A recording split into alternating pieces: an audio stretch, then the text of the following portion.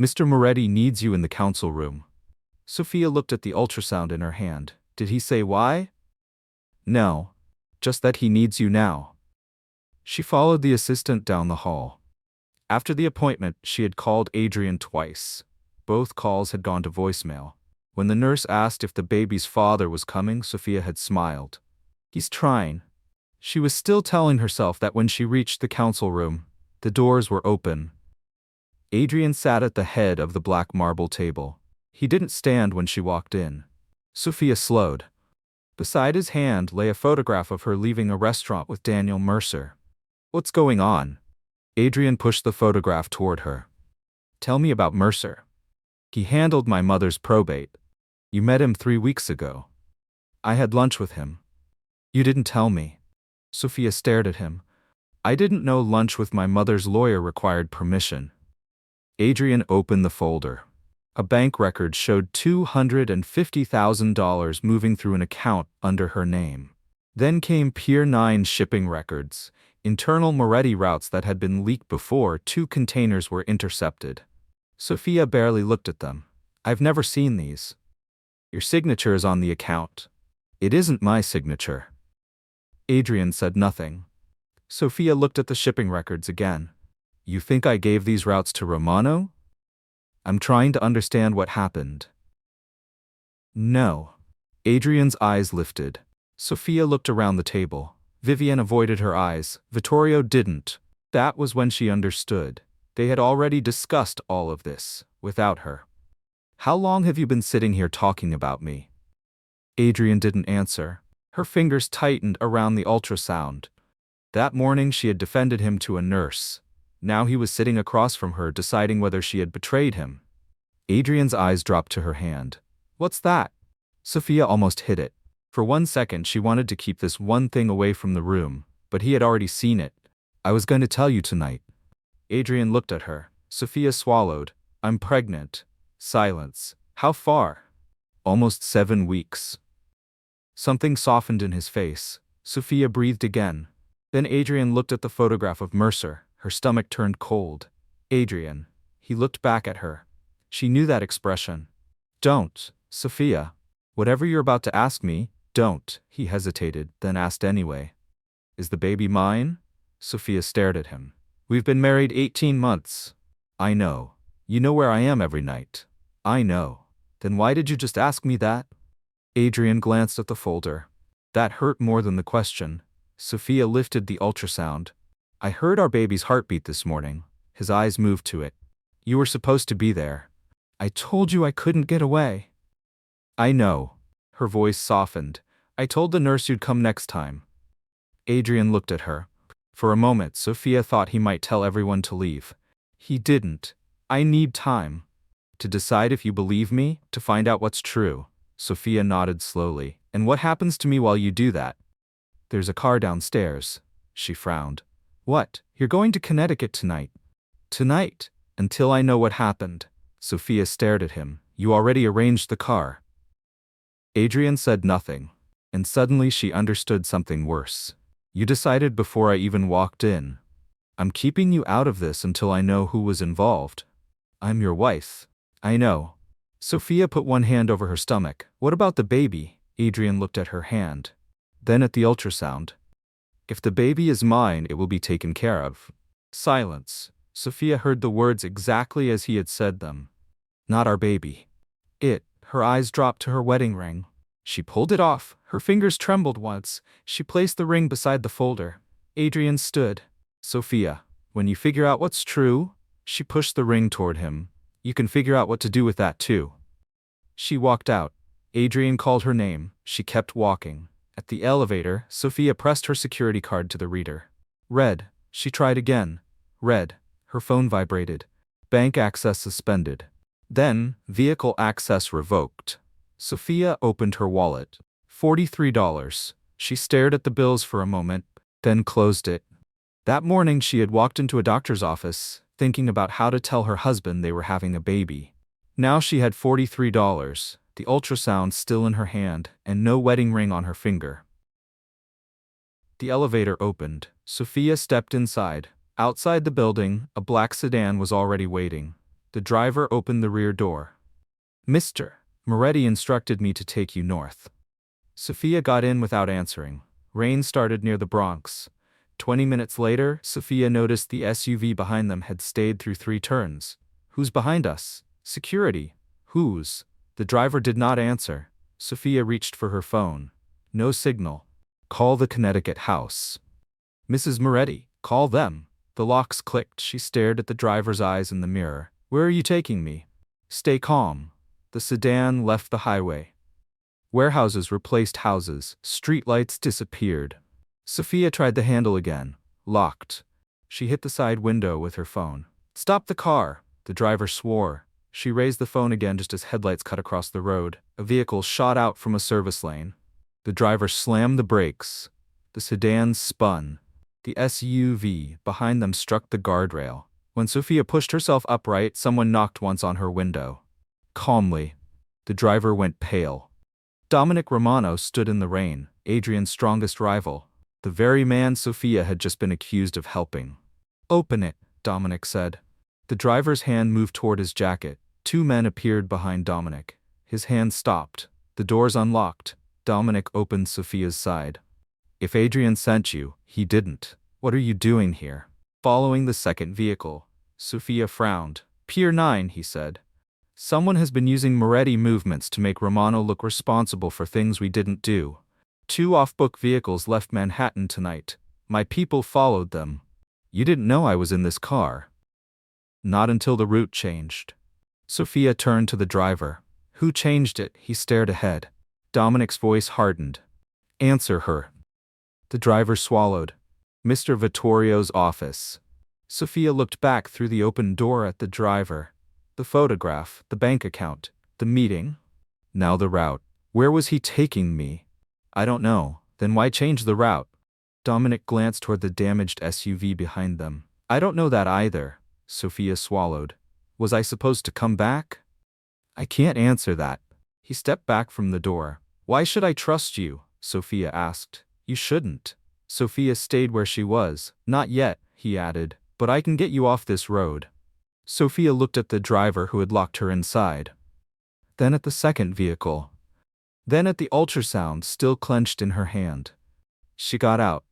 At Dominic's SUV, she stopped. What happens if I get in? That depends on whether you want to go back to Adrian tonight. And if I don't, then you disappear long enough to find out why somebody made sure you never reached Connecticut. Her wedding ring was still on a black marble table 40 miles behind her. Sofia climbed into Dominic Romano's car. The door closed. The chocolate milk hit the ceiling first. Then the table. Then Axel. Sofia closed her eyes. Tell me that wasn't the last clean shirt. It wasn't, Axel said. Kai took another bite of toast. It was.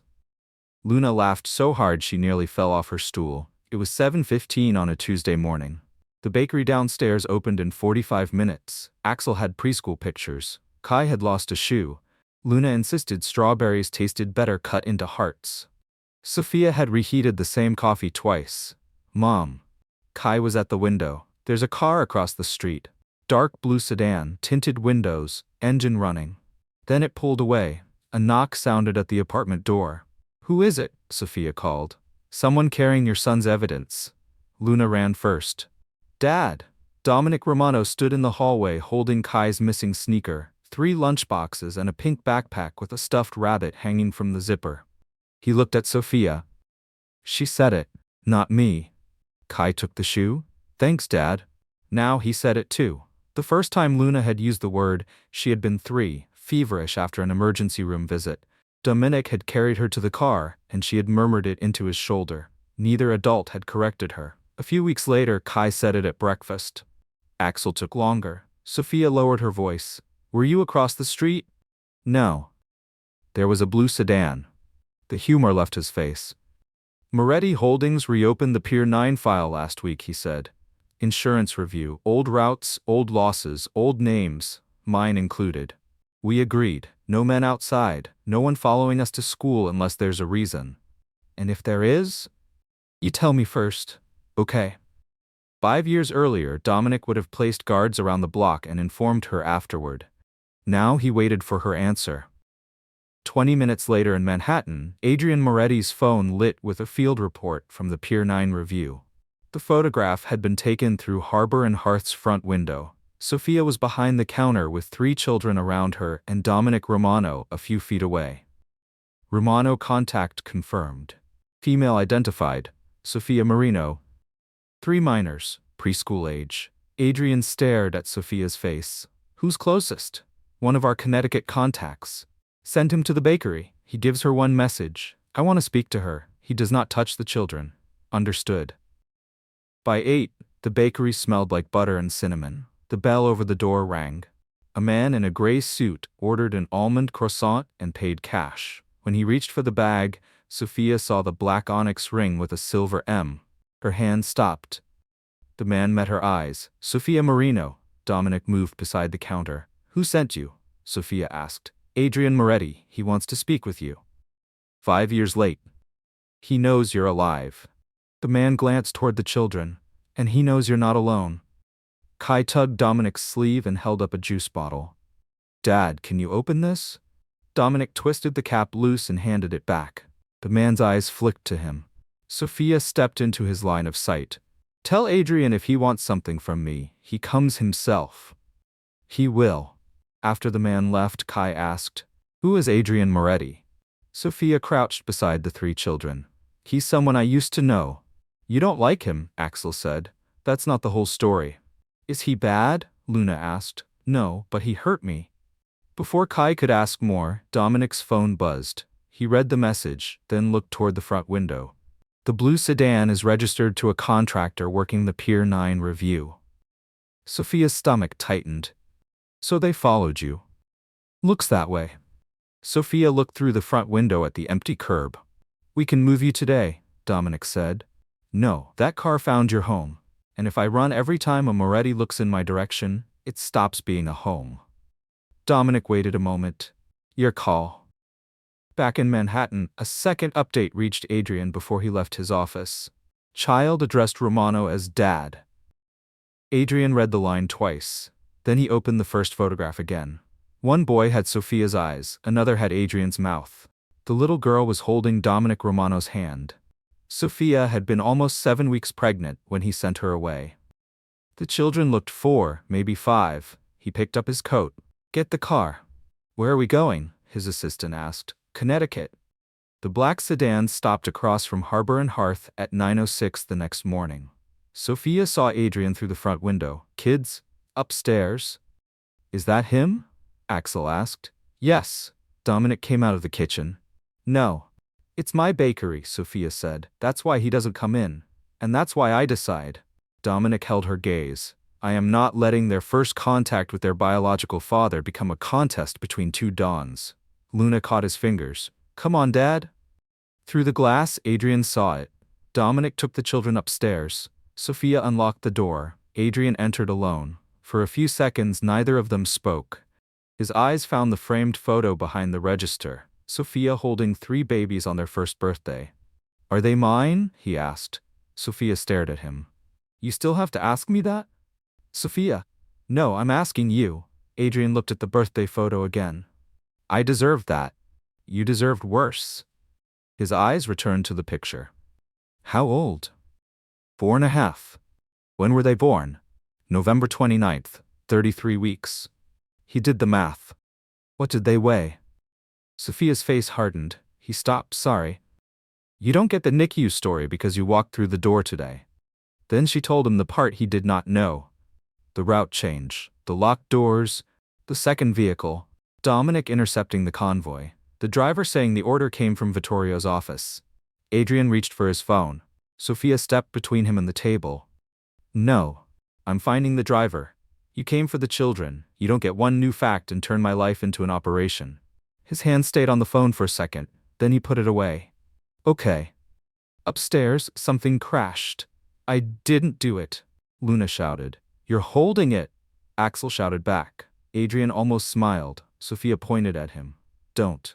I didn't say anything. Good. When the children came down, Axel stared at Adrian the longest. Why do I look like you? Adrian crouched. Because I may be your biological father. May? Mom knows, Axel said. Sofia answered, I believe he is, but we're gonna prove it. She set the terms before either man could speak. Neutral hospital. 2 labs. Her lawyer controlled the samples. No Moretti doctor, no Romano doctor. Agreed, Adrian said. Axel asked, did you know about us? No. Why? Adrian looked at Sofia, then back at his son. Because I sent your mother away before you were born. I was wrong. When she didn't get where I sent her, I looked for her. I looked in the wrong places, and I didn't find her. Sofia's head turned. You looked for me? Adrian met her eyes. For months. Luna stepped closer before Sofia could ask anything else. Are you sorry? Yes. Sofia stood before 4-year-olds could conduct the rest of the marriage autopsy. We're doing the test today. After I finish 58 croissants. Dominic looked toward the kitchen. 56. Sofia turned. Luna slowly hid both hands behind her back. Adrian looked at Luna's hidden hands. A laugh almost got out before he stopped it. Sofia turned toward the kitchen before he could see hers do the same. The testing center was attached to a university hospital outside Stamford. Rachel Coleman met them in the lobby. The nurse swabbed Axel, Kai, Luna, and Adrian. 2 sealed sets went to 2 accredited laboratories. Rachel photographed every seal and signed the chain of custody forms herself. Outside, Axel asked Adrian, Are you married? Adrian glanced at Sofia. Legally? Yes, to your mother. For now, Sofia said. She had never filed while hidden. A divorce petition would have created addresses, service records, and questions about children born during the marriage. She had always assumed Adrian eventually had. You never filed, she asked. No. Why? I started twice. That wasn't my question. Adrian looked toward the children. I couldn't finish it while I still didn't know what happened to you. Before Sofia could answer, Luna tugged Dominic's sleeve. Dad, pizza? Pizza, Dominic agreed. Adrian stayed quiet. Then he asked Sofia, Can I come? To pizza? Yes. The children waited. 1 hour, Sofia said. Understood. Sofia picked up her bag. Adrian followed them toward the parking lot. 3 days later, Rachel called before 7 in the morning. 99.99%. All 3. Sofia sat on the edge of her bed and pressed one palm against her knee. It was shaking. She had known the answer for years. Her body reacted anyway. One more thing, Rachel said. Paternity is documented, and your location is no longer hidden. I can file the divorce. Do it, Adrian called 10 minutes later. You got the reports. Yes. Come home. Sofia closed her eyes. No, they're my children. Yes, and you've known them for 3 days. They're still mine. Sofia gripped the phone tighter. Then listen to me. You do not move them. You do not put guards at their school, and you do not tell them what to call the man who raised them. A pause, okay? Then Sofia heard Vittorio's voice somewhere near him. Adrian. What? Do not tell your uncle anything else about the children. Why? Because the men who changed my route were waiting before I ever reached Connecticut. His voice changed. Maybe before you decide where your children belong, Sofia said. You should find out why your family tried so hard to make sure I disappeared. She ended the call. Vittorio was still in Adrian's office when the call ended. Well? Adrian set the phone down. I'm not discussing the children with you. Vittorio's eyes narrowed. Then the test told you enough.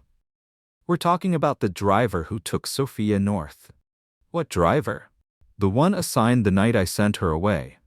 I arranged transportation to Connecticut. She never arrived. The house reported that. I pulled the transportation file that night. It showed Connecticut from dispatch to closeout. Vittorio said nothing. I spent months looking for her. Airports, hospitals, every Romano property we knew. And you found nothing. I found Romano movement on the same corridor, shell addresses, dead ends, everything family administration kept putting in front of me. Eventually I stopped asking whether she'd been taken and started believing she'd chosen to disappear. Vittorio's expression barely moved. And 5 years later she's living under Romano protection. That doesn't tell me what happened that night. Adrian leaned forward. Who changed the route? If Romano told her some story, the driver told her the order came from your office. Silence. Adrian held his uncle's gaze. I should have asked that question a long time ago. Then ask the driver. I intend to. Vittorio leaned back. And when you do, remember who benefited from Sofia disappearing. You mean Romano? I mean the man your children call Dad. Adrian's jaw tightened. He picked up the root file instead. I'll let facts do the work. Then he walked out. 4 days after the DNA results, Adrian's first supervised visit took place at a public park near the bakery. 1 hour. No overnight visits, no travel, no Moretti security inside the playground. Adrian arrived alone. Axel climbed down from the play structure and stood in front of him. Mom says you're our father. Yes. Are you going to make us live with you? Adrian's face changed. No, you promise? Adrian looked toward Sofia before answering. No one is taking you from your mother. Axel nodded and went back to the climbing wall. Sofia moved closer. He was afraid of you. I heard him. Remember it. When the hour ended, Adrian left without bargaining for 5 more minutes. Sofia watched him go. The driver had been a dead end for years. Within 48 hours of Sofia disappearing, his payroll record was gone, the address was false, the phone was dead, and the sedan had been abandoned. 5 years earlier, Adrian's team had reviewed a family transportation file that showed Connecticut from dispatch to closeout. The reopened Pier 9 audit exposed what that file did not. An off-book vendor entry leading to a New Jersey repair shop and the driver living under another name.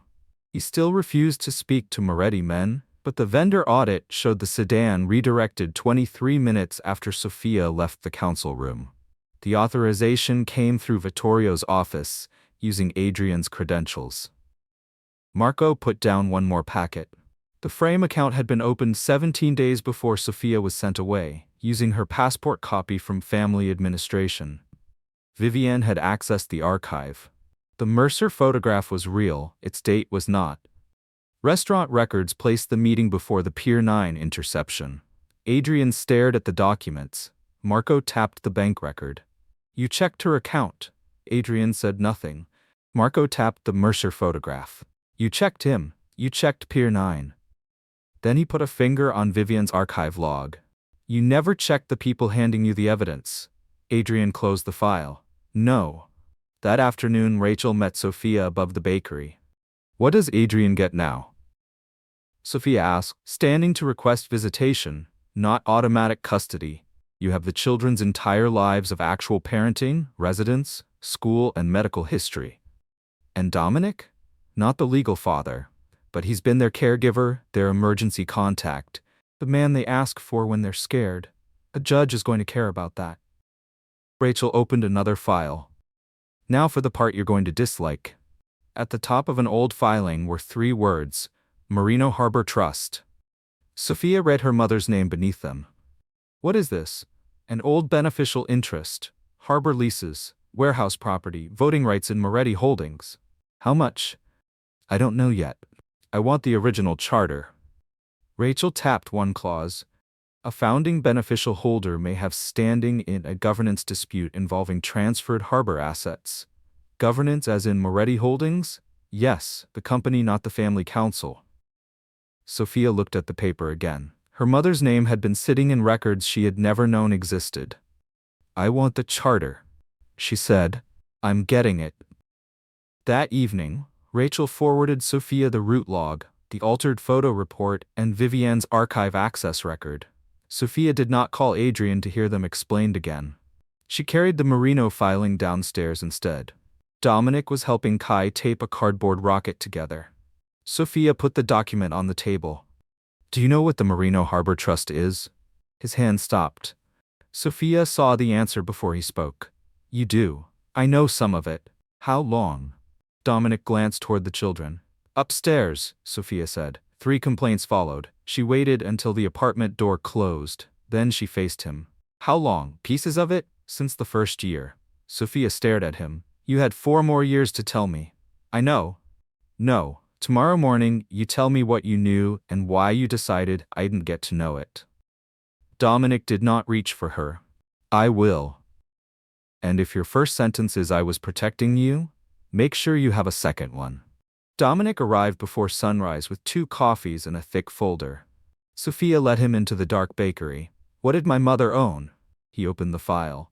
Harbor land, warehouse leases, redevelopment rights, 22% of Moretti Holdings. Sofia went still. My mother worked until she was 62. She challenged the way the trust was being administered. After she died, it was treated as dormant because no active Marino beneficiary appeared. I was alive. Yes. And Vittorio knew. Yes. Then why did my pregnancy matter? I suspected it did. I never had proof. Dominic showed her the old withdrawal of Isabella's challenge carrying her signature. Sofia compared it with a probate form. She crossed her T lower. You're sure? I watched her sign my school forms for 15 years. Sofia kept the 2 pages side by side for another second. My mother didn't sign this. Then she shut the folder. Now you. Dominic looked at her. Why didn't you tell me? At first, activating the trust could have exposed where you were. That explains months. Dominic looked down at the coffee he had brought. Sofia waited. After that, he rubbed his thumb along the paper cup. You were safe. The bakery was working. The kids were okay. That still wasn't your decision. No. Then why didn't you tell me? He did not answer. Dominic? No. Her voice sharpened. No what? No, it wasn't about security for 5 years. Then what was it? He looked toward the dark staircase. I liked knowing you were here. Sofia stared at him. That is not enough. I know. Then say the rest. His jaw worked once. I was afraid you'd go back. Back to Adrian. Back to all of it, and maybe you wouldn't come back here. Sofia folded her arms. So you decided for me? Yes. I was wrong. She looked away. After a moment she said, You told me that night you were following the vehicles. Yes. When did you know I was in the car? After the route changed. And after that? You were a pregnant woman, trying to break a window with her phone while somebody took you somewhere you didn't want to go. Sofia looked at the untouched coffee. And after that? Dominic met her eyes. You were Sofia. By then the coffee was cold. At 9, Rachel arrived with Daniel Mercer. Sofia had not seen him since the photograph that helped destroy her marriage. I handled your mother's probate, Mercer said. I never represented the Marino Harbor Trust. Then why did Moretti call you a Romano attorney? I had shipping clients that later did business with Romano-controlled firms. That was enough. Rachel put the shell company record between them. Mercer's firm had formed it legitimately for Isabella's estate. After probate closed, a nominee manager tied to Moretti administration took control. Then came a $25,000 payment to Mercer's firm for retrieving old Marino Trust records. When? Sofia asked. 8 days before you announced your pregnancy. Mercer handed her the request. Beneficiary status review. Sofia Marino. Determine whether descendant status may become relevant. Sofia stopped on the second line. They knew before I told Adrian? No, Rachel said. This proves they were already watching the descendant issue. You were married to Adrian. A future child could change the trust. Then I announced the pregnancy, and the file activity accelerated. Sofia looked at Mercer's photograph. So the affair didn't have to be true. Rachel waited. It only had to make Adrian stop trusting me long enough to send me away. Yes. Sofia looked back at the descendant request. And once I was pregnant, they had a deadline. That afternoon, Adrian found the same beneficiary request in Moretti records. He opened Sofia's contact. His thumb stayed over her name for a moment. Then he closed it and forwarded the request, the access logs, and the altered photo timeline to Rachel. That night, Dominic drove Sofia to South Harbor. From an elevated service road, she saw cranes, cold storage buildings, and truck lines moving through controlled gates. Terminal 4, Dominic said. Marino land. Farther south stood an old brick building with faded letters above the entrance. Marino Shipping and Storage, 1958. Inside hung a black and white photograph of Sofia's grandparents in rolled sleeves, young enough that she almost did not recognize them. Sofia touched the frame. She tried to picture her mother here, and couldn't. All she could see was Isabella coming home tired, dropping her keys in the same chipped bowl every night, never once mentioning a harbor trust. Dominic stayed near the doorway. Sofia's phone buzzed outside. A formal notice from Moretti Trust Administration filled the screen. Beneficiary status review initiated. Sofia Marino and minor descendants. Filed 27 minutes after Rachel requested the original trust records. They know, Dominic said. Sofia locked the phone. This time, I'm not disappearing. For 11 days after South Harbor, Sofia kept Dominic at a distance. He still came when the children needed him. He handled a preschool pickup, fixed Kai's nightlight, and listened to Luna explain why rabbits should be allowed in restaurants. But after the children went to bed, Dominic went home. On the 11th afternoon, Luna had begged him to come to preschool pickup to see a paper rabbit she had made for him. Dominic was in the passenger seat when a gray Tahoe ran the red light behind Sofia's SUV. He saw it first. Don't turn yet. The children were in the back seat. The Tahoe stayed with them from the preschool lot. Dominic called Marco and read off the Tahoe's plate. I'm beat. Not Moretti Fleet, Marco said. Then get Adrian moving and pull whatever you can on it. Dominic ended the call. The Tahoe moved closer. Next right. That road dead ends. I have people coming from the other side. Sofia looked in the mirror, seatbelts tight. The Tahoe followed the turn and accelerated. Brace. The first hit caught the rear quarter panel. Luna screamed. The second hit was harder. A black sedan swung across the road ahead.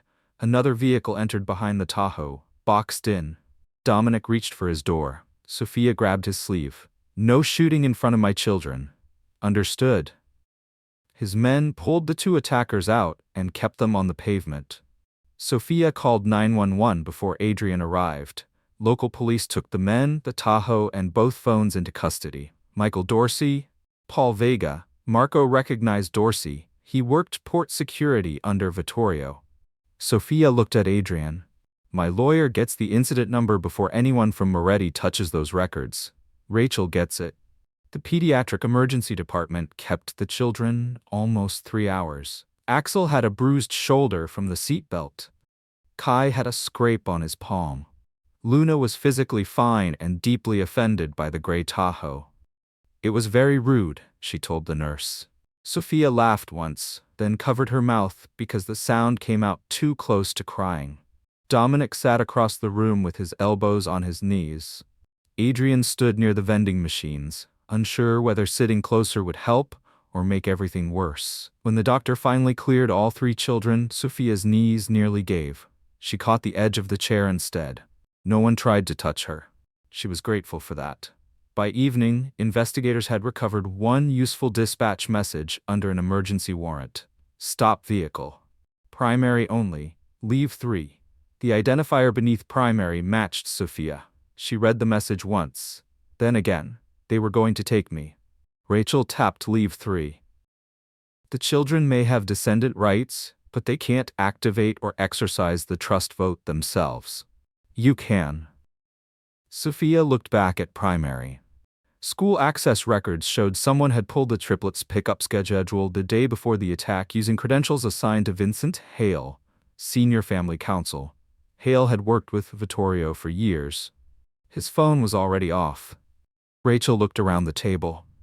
Forget 5 years ago for 1 minute. What does Vittorio need now? Marco opened a notice. Family council emergency session tomorrow. Sofia looked at Adrian. If he removes you as Don, he gets more control over the family vote inside holdings. Yes. And Marino's 22% becomes the block he can't control. Rachel nodded. Sofia looked at the notice again. So this isn't about an old family asset. No, Rachel said. It's about the next vote. The Moretti family council met the next morning without Sofia. Vittorio opened with Dominic. Sofia Marino has lived under Romano protection for years. Her children call him Dad. She is challenging the trust structure that supports this family. Adrian's hand tightened around the edge of the table. A council member asked, Did she leave you for Romano? No. She disappeared with him. No. Adrian looked around the table. She didn't abandon me. I threw her out. The room went still. I was given evidence. I believed it. I sent her away. That decision was mine. Vittorio leaned forward. Evidence that may still have been valid. The photograph was misdated. The account was opened before Pier 9, My credentials changed her route, and somebody used family legal to access my children's school. A murmur moved around the table. Adrian's voice stayed level. No one approaches Sofia. No one approaches those children. No one uses a Moretti credential to touch their school, doctor, or home. Vittorio smiled faintly. That sounds compromised. Call it whatever you want. The motion to remove Adrian did not pass. That evening, Rachel spread the original Moretti Holdings charter across Sofia's kitchen table. Say it without lawyer language, Sofia said. Rachel tapped Section 14. Once the Marino interest is recognized as active, you can demand an accounting, challenge covered transfers, and vote the trust's shares on those matters. And succession? You can participate in proceedings that change control of those shares. If a director vacancy exists during that dispute, the founding interest provisions may also make the active holder eligible for the seat. Sofia looked up. A board seat.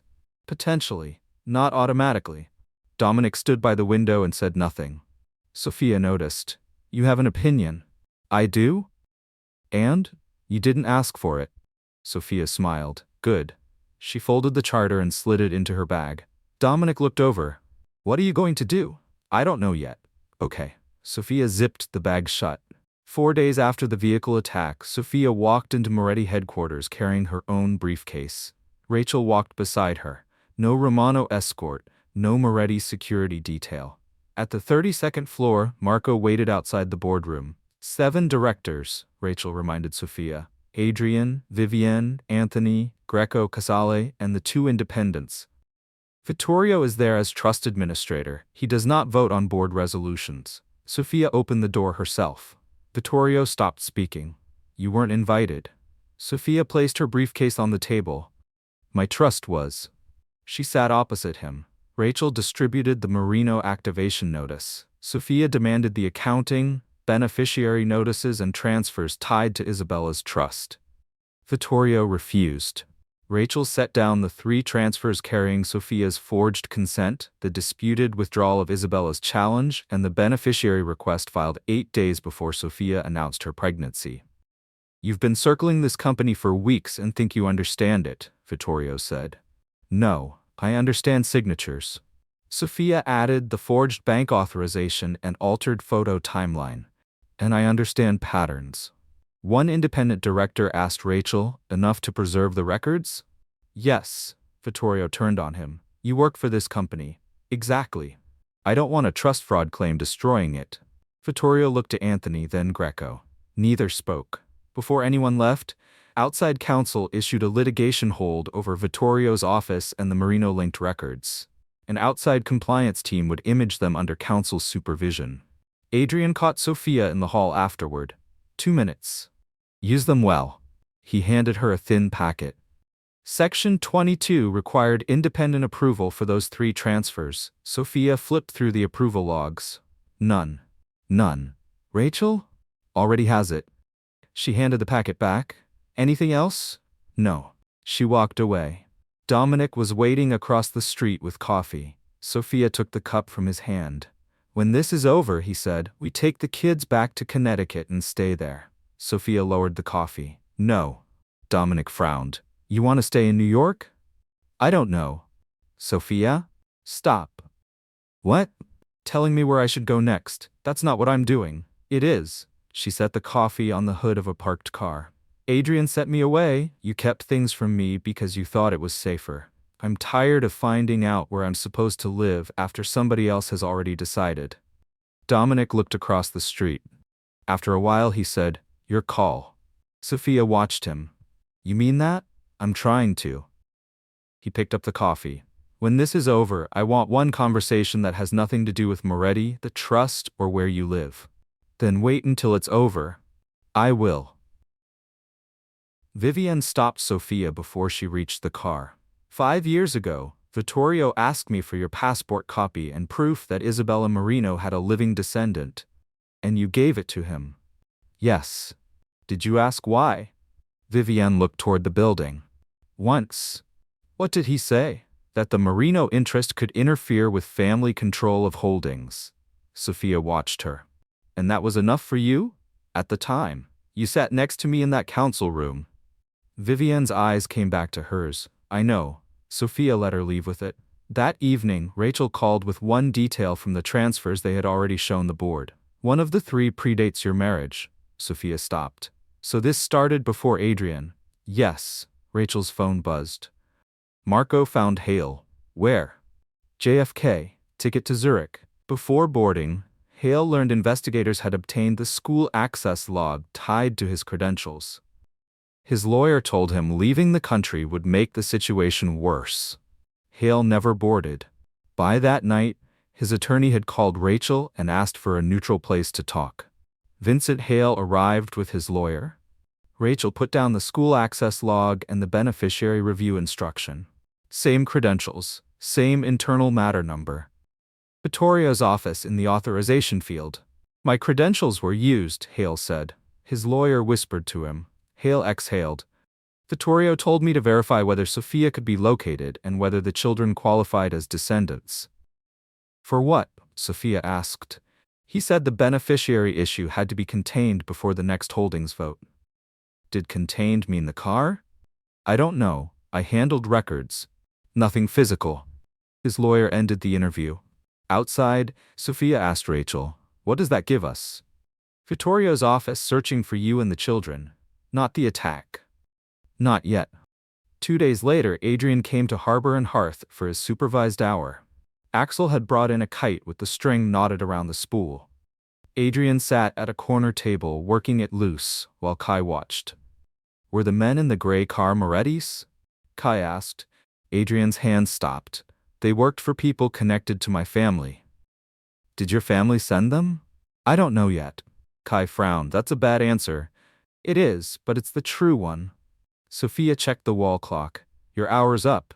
Adrian set the spool down immediately. Axel looked at the half-freed string. You can finish it next time. Adrian looked at him. Okay. He left the kite on the table and walked out alone. 6 nights after Hale's interview, the outside compliance team began the imaging required by the litigation hold on Vittorio's company office. They worked overnight so the office could remain sealed until the review was complete and reopen the next morning. At 2:14 a.m., an analyst noticed newer screws in a walnut wall panel. She photographed it before removing anything. Behind the panel sat a small black ledger. Outside counsel bagged the book, logged the location and opened it on camera. Dates, vendor codes, amounts. On May 31st, R4, 15, T2, 90, closed. 17 days before Sofia was sent away, FA3, Mercer, 25. The original went into neutral custody. Adrian called Sofia. They found a ledger in Vittorio's office. Can you read it? Not yet. Then call Rachel. Wake me when you can. 3 days later, Rachel did. The accountant had enough. R4 was the route contractor. T2 was transport completion. FA3 and M17 pointed to family administration work on the Marino beneficiary file.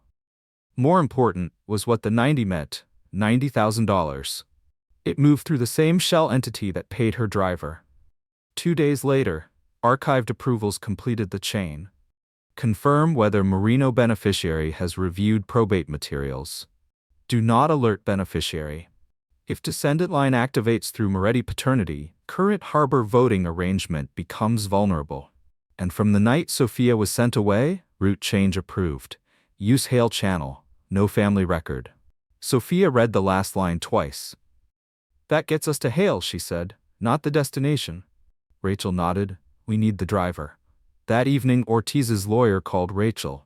Dorsey was in custody, the old payment trail had resurfaced, and Ortiz was willing to sit for a recorded interview if his attorney was beside him. Samuel Ortiz came in the following morning with his attorney and both hands around a paper cup. Sofia recognized the eyes from the rearview mirror. Rachel began recording. Who told you to change the route? Vincent Hale called. Said the Connecticut house was compromised. Where were you supposed to take Mrs. Moretti? A warehouse outside White Plains. Who was supposed to receive her? Dorsey. And another man, I never got his name. Dorsey was one of the men arrested after the recent attack. What were you paid? $90,000. Sofia spoke. You locked me inside the car. Ortiz looked at her for the first time. Yes. What did you think happened after you handed me over? His fingers tightened around the cup. I was paid not to ask. Rachel asked the last question. Who did Hale say authorized the route? Vittorio Moretti. Adrian waited in the hallway after Ortiz left. Sofia almost walked past him. When they showed me the account, he said, part of me wanted it to be real. She stopped. Why? Because if you were working with Romano, I knew what to do. Find the threat. Remove it. And if I wasn't, Adrian took a moment, then I had to ask why my uncle wanted you gone. Why Vivienne had accessed the archive. Why every trail I followed after you vanished came from the same people who had handed me the case against you. Sofia looked at him. You said you searched for months. I did. And you still trusted their trails. Yes. So you picked them over me twice. Adrian did not correct her. Yes. His voice dropped. That choice was mine. Then he handed her a certified ledger copy and a signed instruction waiving Moretti Holdings' objection to Rachel disclosing it to investigators. This can damage your company, Sofia said. Yes. Your family. Yes. Why? Because I'm not bearing another file to protect Moretti Holdings. The original ledger remained sealed with neutral counsel. Sofia took the copy. By Friday, Rachel had sent evidence packets to the state investigators handling the vehicle attack and to federal financial crimes agents reviewing the shell accounts. At 6:40 p.m., Moretti Holdings issued a special meeting notice. Harbor House, Saturday morning. Dominic read the address and swore under his breath. Vittorio controls private security there. Rachel kept the plan simple. Investigators outside the property, a missed check-in treated as trouble, and Marco's service gate override for Dominic if the breach code went out. Outside counsel had already sent the bank a conditional freeze request that would activate only if the board suspended Vittorio's authority. Before they left, counsel took one private call. Rachel asked who it was. Not mine to disclose. Dominic looked at Sofia. You want me inside? No, if you walk in with me, he turns you into the argument. His jaw tightened. Then he nodded. I'll be outside. Sofia checked the copies one last time, closed the briefcase, and clicked both latches shut. Tomorrow, she would walk in with them herself. The iron gates of Harbor House closed behind Sofia at 8:52 Saturday morning. Dominic's SUV remained beyond the property line, exactly where they had agreed. Rachel sat beside Sofia. Adrian rode in front with Marco. Two men waited inside the entrance. Marco did not open his door. Those aren't holding security. Who are they? Sofia asked. Former port enforcement. Vittorio used them before the company outsourced the work. Rachel sent a note to the investigators outside. Then Sofia opened her door. Inside the boardroom, 7 voting directors were present. The 2 former port enforcement men from the entrance took positions just inside the doors. Marco noticed them. Rachel did too. This time there was already a chair for Sofia. A folder lay in front of it. Marino Harbor Trust. Vittorio saw her notice. He said nothing. Sofia pulled the chair out and sat. Rachel placed the activation notice before the directors. Greco moved to suspend Vittorio's administrative access to the disputed harbor accounts and place all Marino-linked assets under independent preservation pending review. Adrian recused himself. The evidence involved his credentials and his decisions from the night Sofia disappeared. Vittorio leaned back. You are freezing a functioning trust based on allegations. Sofia opened her briefcase. Then, listen to the allegations. Rachel kept it short. 3 property transfers carried Sofia's forged consent. The decoded ledger tied the Marino file to the same payment chain that paid the route contractor. Ortiz's recorded statement put Hale on the route change and Vittorio behind the authorization. The rest sat tabbed in the packet. Vittorio looked around the board. A frightened former employee, a paid driver, and a notebook found behind a wall. Challenge all of it in court, Rachel said. Sofia opened the ledger copy to May 31st. This board does not have to decide whether Vittorio is criminally guilty today. It has to decide whether he should control company assets while this evidence is investigated. No one interrupted her. Greco and Casali voted to suspend Vittorio's authority. One independent director joined them. Anthony voted no. The second independent director voted no. Everyone looked at Vivienne. Vittorio did too. Vivienne, she took out her phone. I recorded this 2 nights ago. My lawyer has the original. Then she pressed play. Vittorio's recorded voice filled the room. If Sofia activates Marino before the vote, we lose the harbor block. Then delay the vote. Keep her out of the room until the vote is recorded. How? I don't care. Just make sure she isn't here. The recording ended. Vivienne looked at the directors. Yes. The motion passed. Outside counsel's phone buzzed almost immediately. The bank freeze is effective. Vittorio's signing authority over the disputed accounts is suspended. Anthony pushed his chair back and moved away from Vittorio's side of the table. One of the independent directors turned to outside counsel. Call holding security. He leaves now. Outside counsel reached for his phone. Vittorio looked at Anthony. Anthony looked away. He looked at Vivienne. Her phone was still in her hand. His eyes dropped to Sofia's briefcase. Take the files. Neither portman moved. Take them. One stepped forward. Marco blocked him. Leave it. The man stopped. Vittorio's voice cracked sharp across the room. Take it. The guard's hand slipped inside his jacket. Gun, Marco said. Adrian moved before Sofia understood why. The first shot cracked as he drove her behind the table. A second hit the ceiling when Marco tackled the gunman. Sofia hit the floor. Adrian's hand slid from her shoulder. Blood spread beneath his ribs. Adrian. His knees gave. Sofia caught part of his weight and pressed both hands against his side. Stay with me. His eyes found hers. I'm here. Outside the property line, Marco's emergency message hit Dominic's phone. Breach. Dominic was moving before he finished reading it. At the service gate, he punched in Marco's emergency override. The gate was still lifting when his SUV went through. By the time he reached the boardroom, Marco had the shooter pinned. The other portman had backed away. Dominic crouched beside Sofia. You're hit? No. Keep pressure there. Across the room, Vittorio moved toward a side exit. Dominic stood. Adrian caught his sleeve. Don't. Dominic looked down. Not like that, Adrian said. Dominic stepped into Vittorio's path instead.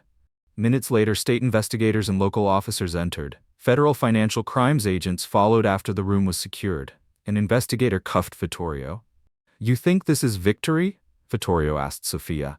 She was still on the floor beside Adrian. No. The cuffs closed. You're being arrested. Adrian woke in the ambulance. Sofia sat across from him with dried blood on both hands. Kids? He asked. Safe. Dominic? With them. Adrian closed his eyes for a moment. Good. Sofia watched the monitor. You didn't have to move. His eyes opened again. You were there. Sofia waited. Adrian did not add anything. The children visited the next afternoon. Luna climbed carefully onto the edge of Adrian's bed. Are you going to die? Not from this. Good. She glanced toward Dominic in the doorway. Dad would be sad. Adrian followed her gaze. Yeah, he said quietly, he would. 3 days later, Rachel brought a stamped certification to Harbor and Hearth. The Marino Harbor Trust had been provisionally recognized while the accounting continued. 22% of the ordinary governance vote was active. Dominic looked at the certification. It's over.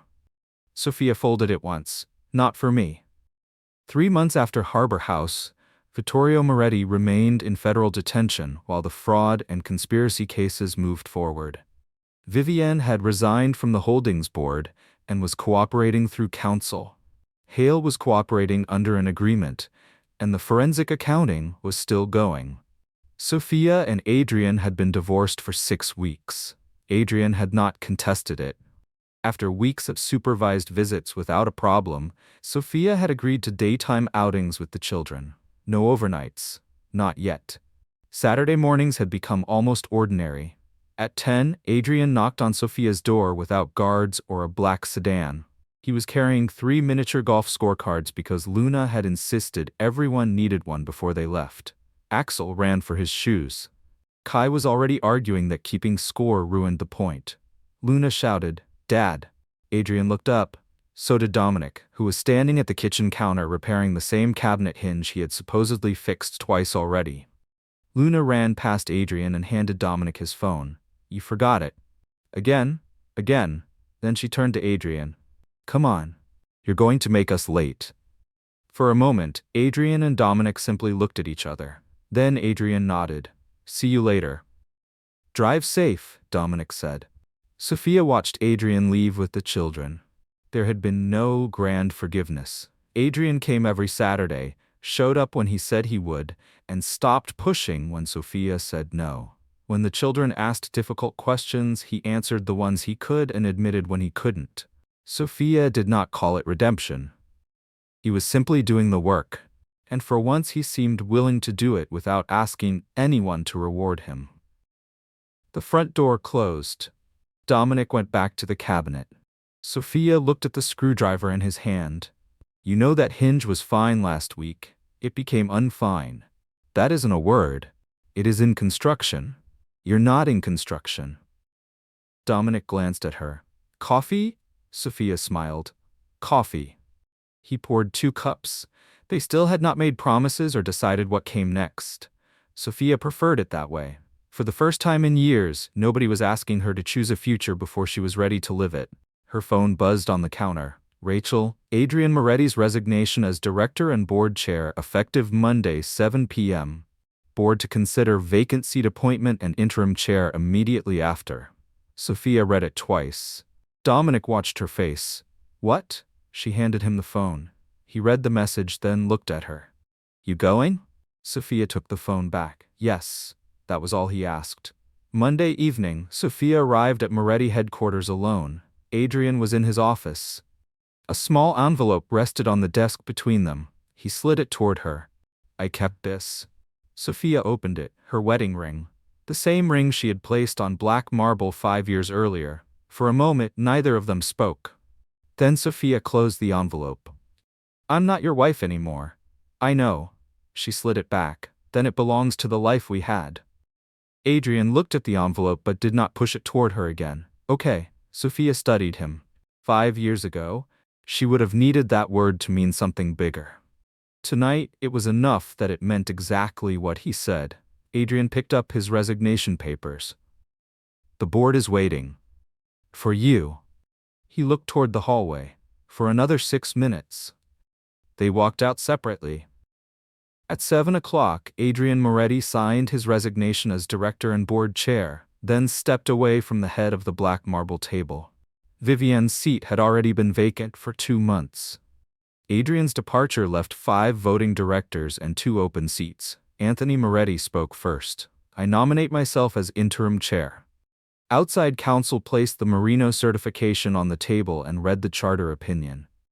During an active founding trust governance dispute, the recognized beneficial holder could be appointed to a vacant director seat and elected interim chair in the same resolution.